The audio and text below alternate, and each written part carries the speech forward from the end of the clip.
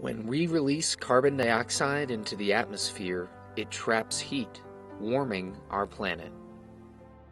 But what about the other carbon problem?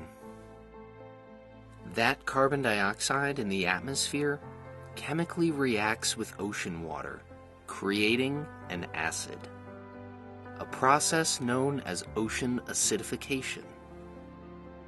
Ocean acidification is a threat for calcifiers, ocean animals like clams, oysters, and corals. The acid removes carbonate, making it harder for them to create their calcium carbonate skeletons. Let's take a closer look at corals. A coral is made up of many individual coral polyps working together in a colony, similar to how individual bees work together for the survival of their colonies. The most important corals are reef builders. The reef is like the rainforest of the ocean. It's called that because it has lots and lots of different species. Its biodiversity is enormous. Researchers are studying the impact acidifying oceans will have on the growth of corals.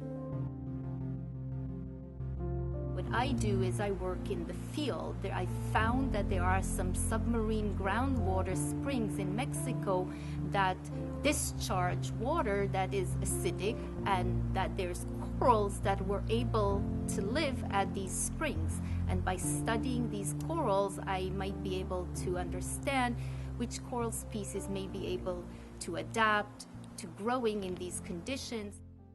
Researchers have found that the few corals that were able to grow in the acidic waters had weaker skeletons, making them more fragile. What is more problematic is that these corals are not the kind that build reefs.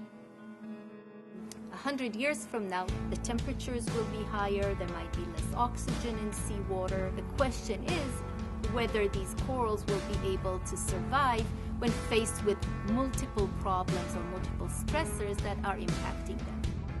If the acidity of the oceans continues to increase, we risk losing a vast diversity of corals that build coral reefs.